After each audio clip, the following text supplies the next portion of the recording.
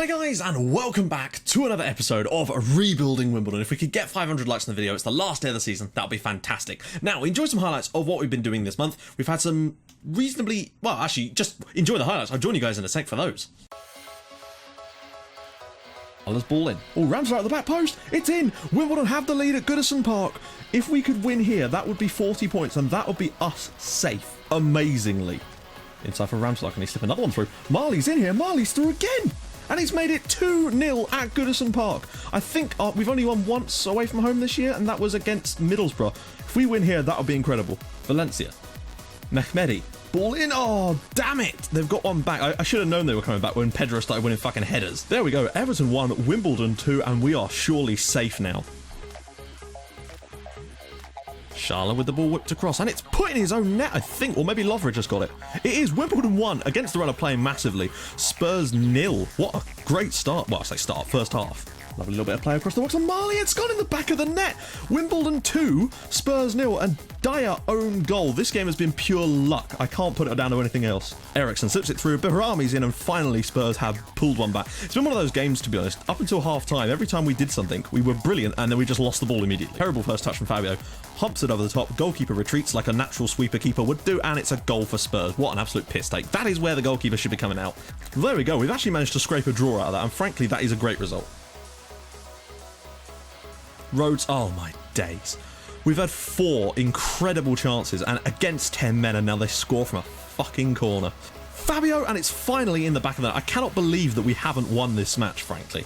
10 men against for most of the game, ridiculous. But there we go, 1-1. That might just keep us up anyway. There we go, 1-1. We should have won this game hands down, but we didn't, and that's all on us. Put it back maybe, or just get an early crossing. Go short for Ramsdale. That's better football. Oh, what a strike! Wimbledon 1, Aston Villa 0. And this would actually take us nearly level on points with them, which is insane. What a goal from Ramsdale. Ramsdale, Marley, can he flip it around the corner for someone? Finds Murphy. Oh, it's in. I don't know if that's offside or not. I don't think it is. Wimbledon 2, Aston Villa 0. Colin Murphy. And what a turnaround. This game, we've been superb after the changes. Sit across, Ings at the back post, and Villa are back in it. Disappointing. They've not hit the target enough. Really, that's been their problem today. There we go. Wimbledon 2, Aston Villa 1. A great win. Right, guys, we are back. And as you can see, I don't even know. We're 9th in the Premier League, and we're joint 8th technically with Villa, but obviously, you know, our goal difference is still abysmal. The way things have gone this month, I just feel like perhaps our positions earlier in the season were a little bit sort of false. Anyway, we'll do a question today and we'll talk about that in a sec. Today's question is this: what is the most debilitating injury you've seen on FM? Now, for me, and some of you will already know what I'm about to say, on my Red Star save, we had a player called Nesh Peshnik. He used to play for Sheffield Wednesday, I believe, and he got a serious viral illness. Now, this was not hard-coded into the game like some of the ones that are, because I believe if a player in real life has something like cancer or a long-term proper illness, like for example when Gutierrez did, and I believe there's a player that plays for Wigan that has a similar unfortunate condition currently, that is hard-coded into the game as a serious viral illness, but this was not hard-coded, this just happened. And he was out for like 13 months or something. A very, very long time. And I think that's the longest I've seen, particularly as what it was. But it was obviously very inspecific, but it was strange to see something like that. Still the only time I've ever had an injury like that. You know what I mean? So let me know what kind of experiences you guys have had with that type of thing. And if you do have any ideas, of course, for a question today, drop those in the comments too with the hashtag QOTD. Right, so, yeah, we're 9th. And I think what it was, like, let's take a little look at the schedule while we're here. As you can see, Fabio's still right up there on those. But I feel like, look at the way we finished the season. But when you actually look at who we played in that time, okay, fair enough. The draw at Man United was a bit of luck, and the draw at home to Spurs was stupidly lucky. Genuinely, we should have lost that game hands down. But we got the luck. You know, at the same time, we were unlucky not to win at Huddersfield. So it kind of, you know, swings and roundabouts and all that jazz. But the thing is, I feel like we had so many difficult games in such a short period of time that often our confidence was so badly knocked, whereas now we had a chance to really open our legs up a little bit. That sounded incredibly fruity, but you know what I mean. So yeah, that's basically what we've kind of been doing over the last few matches. Still not been emphatic over these games, but we've picked up wins, and that's what's boosted us up the league. And obviously, having a slightly stronger squad has absolutely helped that as well. I'm not making any mistake about that. So we'll take a quick gander at the squad. I've got plenty of stuff to talk about, or we can do it during the live com. We'll do a squad report as well at the end of the episode. So top scorer is Fabio. What? Are you why have all my players buggered off? What? That's going to be annoying. I didn't even get a notification about that. That's bizarre. Okay, let's see who we've actually got available for today's game then. We may have to change our tactic based on that. The last 5 matches, Bart Ramsdale, the goal he scored against, I think it was Villa. That was an absolute thunderbastard of a strike. Brilliant stuff. Anyway, let's get into the match and see who we've actually got available for this game then. So we're away at Swansea. Yes, oh my god, Marley, Fabio, Anderson's injured, which is disappointing. So both of our top strikers are gone. Who have we even got to play? Aga, is that really a wise choice? Aga can play there, to be fair. He's not bad in the middle, if you see. Loveridge, he's not long for this level. Kim Dong Juan, I decided to play him. Someone also pointed out, that Dong Juan in Spanish means like a guy who's really popular with the ladies. And I actually did do that because there's that movie with Joseph Gordon-Levitt in it. And that's quite a great nickname for him. So if he stays, I may end up changing his nickname to Don Juan. So there we go. We may just have to go with this system today. Murphy up top. But hey, it's the last day of the season. It's a little bit of fun. It's like that, the last day of school when everyone's got their shirt signed and what? Lacking in match fitness. Murphy's fine, isn't he?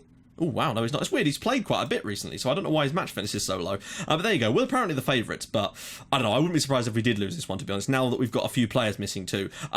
We basically stayed up after the Huddersfield game. We would have stayed up if we'd won it, but then Fulham failed to beat Manchester City, which is fair enough. And then that, of course, led to them getting relegated, and that then kept us up. I feel like we would have stayed up anyway, but as you can see, the table, there's a reasonable amount of points still been required. I mean, look at that. Fulham at the moment, if they finish it, would have 36 points and to go down. It's still quite a lot. Right, now let's get into what I had to talk about. So firstly, FC Santa Claus. That was my original plan. Now, I mentioned that before I actually even checked to see if I could play it, and I thought they were in the second tier in Finland, but it turns out it's the second league, as it translates to, but apparently it's the third tier, which means it's not playable in the... Damn it! Oh, and by the way, I have changed our set piece instructions again, and they've worked marvellously, as you can see. I know people keep suggesting stuff in the comments. I keep trying stuff out. Honestly, promise, Jimbo, I try out stuff you say. It doesn't work. It's just not happening for me. I think maybe we need to try and train some defending set pieces at times.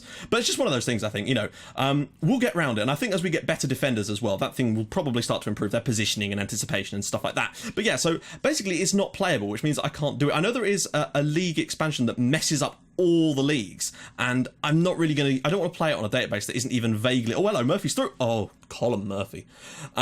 And there's no Finnish lower league expansion as far as I'm aware, which kind of sucks. Unfortunately, by the time you guys see this, it'll be too late for me to do that. But if I get time, I might try and do a march to safety. I've got one with Villa, ironically, sort of set up, ready to go. So I might do a march to safety for Christmas Day if I can find time in the rest of the week, basically. So that's the first order of business. It looks like a poor pass, but Loveridge has done well to close down there. So next thing, do a squad report, of course, at the end of the episode. Now, a couple of days ago, or I think it was Friday actually, there was a problem with the video. Basically, I put the video up and it was already fine, because usually the videos are uploaded like 2 days before the they actually go out, which gives me time to check them through, and it was fine basically. And then the video went out, and all of a sudden I got loads of comments saying, "Oh my god, it's out of sync," and I was like, "Oh my days, wow, Swansea have started fantastically well here."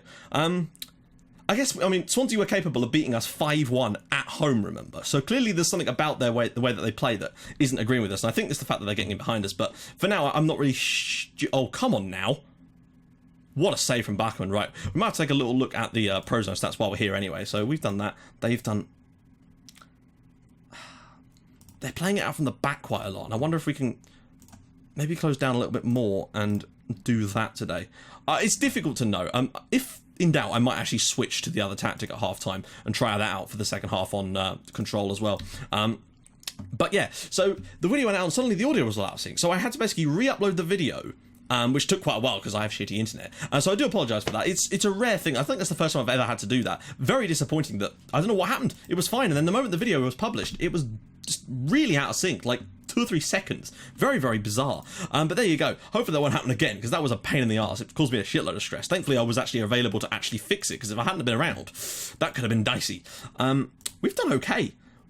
Conceding a few crosses down this wing, so I'm tempted to put him onto defence just to make sure that we get a bit more support there. We don't really have a lot off the bench in that sense, so I'm tempted to also flip this back over to this and get on... Ooh, who can I even get on at this point? And then we'll move Don Juan back like that. That's what we're going to do there. So yeah, that's the next order of business, so to speak. Damn it, I just realised I'm not wearing the hat. Let's see if the hat gives us any luck in the second half. That might be the mistake I've made. Right, the hat is on. So, yeah, basically... people have mentioned the whole thing with the regen's hair changing, basically, and apparently, I actually talked to a few people about this in the comments, apparently that's just the thing that happens now. Apparently some regens, their hair, like apparently when you're making players in the editor, you can see this, and that is that some players have got a thing that says, like, crazy changeable. It means their hair will change, and some players, if they have that particular thing set, will... Oh my god. I don't know, I just think that... without Fabio and Marley, who really do provide us a hell of a lot of quality, we really are lacking today, unfortunately. I mean, it's the last day of the season, so I'm not stupidly bothered, but it's still a bit disappointing. Ah, shit, we're on counter. That's probably what it was. I forgot to switch it. Right, so a couple of things, because I keep getting the same questions in the comments, even though I talk about the stuff all the time. The stadium capacity is 11,000. The stadium has been finished since the start of the season. I don't know why people keep asking me when the stadium's finished. We're in the stadium. I've mentioned it infinitely.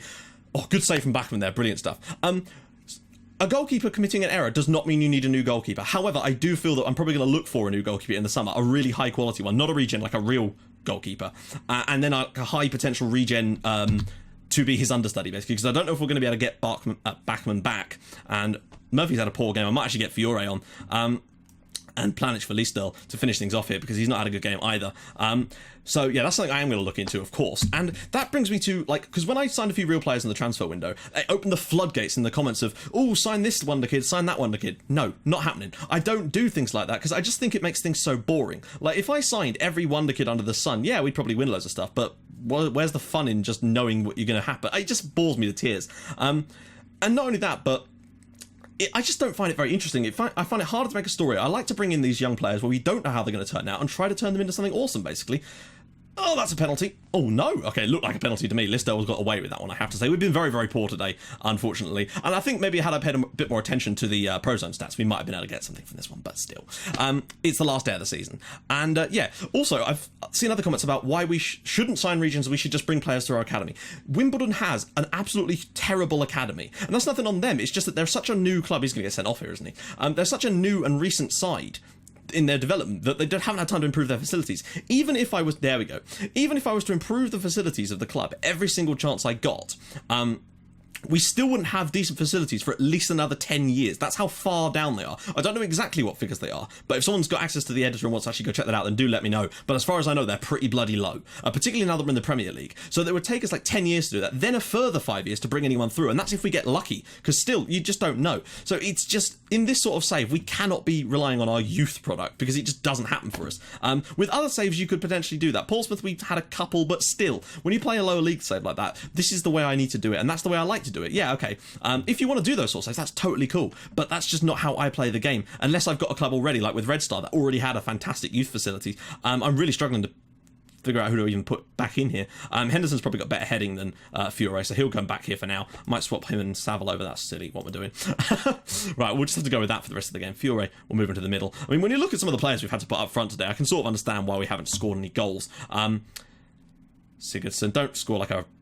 In like FM15, that would have been a rebound goal, I can almost guarantee it. But that's kind of what I wanted to just quickly talk about, because I really did feel the need to address some of these issues, just because obviously I try to reply to as many comments as I can, but when you see the same comment over and over and over, even when I've talked about it in videos, it can get a little bit, not tedious of course, because I do love talking to you guys in the comments, and for the most part our comment section is actually very great tackle. There we go, 3-0 defeat. It's very, very sad that we've had that happen, and that might have just saved Swansea, but I think Fulham have actually not gone down. That was very disappointing, and I'm going to make sure they know that.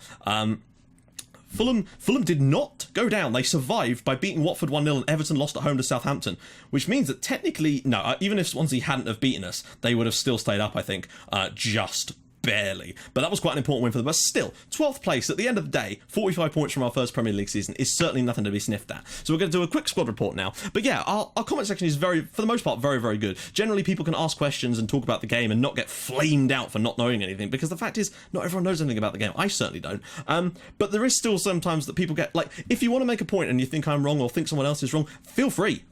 Absolutely do that, but don't make your point like an arsehole. It's really easy to make your point like a reasonable human being without swearing or like being really aggressive about it. It's really simple to do that, and the fact is, if you act like an arsehole, you'll get a response like an arsehole. It's as simple as that, really. So, you know, just bear that in mind when you're commenting on the videos. I don't delete comments because I feel like it's an open forum, unless it's like racist or homophobic or something like that, in which case obviously I will, but they'll just get blocked instead. But yeah, so Everton have gone down 37 points. That kind of sucks, and it means that a point a game this season would have only just kept us up. So we probably just as well that we did that. Now, later today, you're going to see the post-mortem episode. Now, basically, I've made some filters for that, but I'll show you those, guys, if you do want to see it in the other episode. Now, that will give us a chance to talk about signings and stuff potentially as well, because we need to identify areas that we need to strengthen in, basically. So in the summer, I'm going to be looking to build and maybe get a couple more experienced players in, as well as go and, if we get a lot of money anyway, get some high potential regens in. So we're going to quickly check the Right, guys, we are back, and as you can see, 54 million quid. By the way, Bart Ramselaar won every single award under the sun.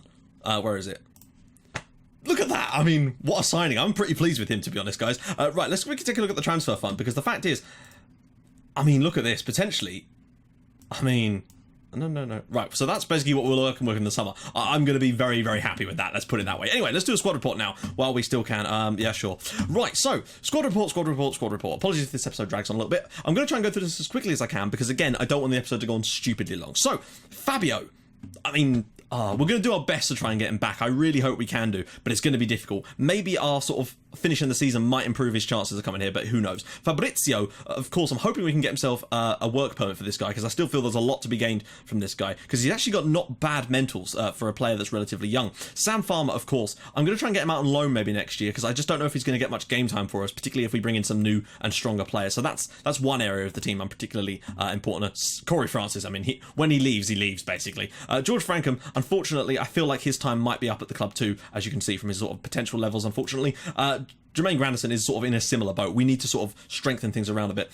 Kim Dong-Hwan, of course, he's more of a right-sided player, but we've deployed him on the left relatively well, and I'm actually pretty pleased. For a player that's signed for free, you know, there's money there. Kavarik is now apparently League One level, so I don't expect we'll be seeing much of him next season. In fact, I might try and move him on in the summer, just to get a little bit of moolah for him as well. Christopher Listel, now, I might have to try and move him on in the summer, purely because his wages are stupid for a player that isn't that good, because of that stupid highest earner clause that I was idiotic enough to not see when they were negotiating the contracts. So he may end up moving on. Loveridge is another one that I just don't think there's going to be much more at this club for this lad. He's just not good enough at this level. Radak Marley still has a long way to improve, but I feel like he's really starting to get there, and I'm liking this guy a lot. So we have to be careful, make sure we get him on a new contract, although he's still got 2 years left. Have we got an option to extend?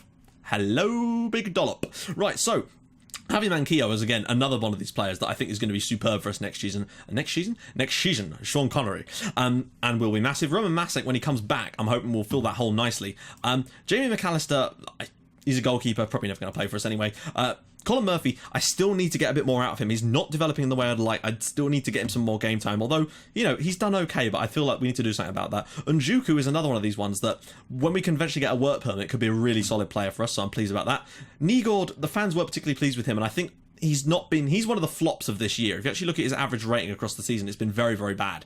So I'm glad we brought in Manquillo. Planic, now, his rating hasn't been that good, but I actually looked at his stats, and he doesn't make a lot of mistakes, and it actually does perform quite well, because he's so damn good in the air, which definitely helps, and his mentals aren't bad either. Bart Ramselaar, this guy is an absolute monster, and I can't wait to see what he can do over a full year. Rattray, I mean, he's out on loan at the moment, but I just don't know if he's ever going to manage to develop enough. Jake Reeves is good, but I feel like his time where I feel like he might get phased out by the end of next season, maybe, if we find enough. George Saville, I'm actually going to let go in the summer, because I think we can do better with the money that he's got there, and I just think that, I don't know, I'm not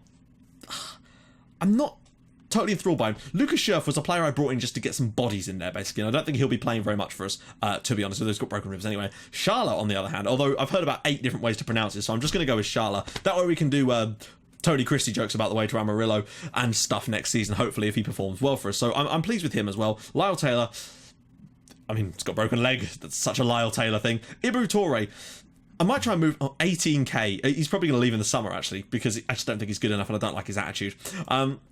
Tobias Agger, very, very pleased with his season. He's been really good for us this year, and his injury really did hamper us. Mark Anderson, at times he's made some errors, but I still feel that there's a lot to come from him. He's got torn knee ligaments, which does not help us, but I feel like as he improves, as he ages, he could be a really solid player for us.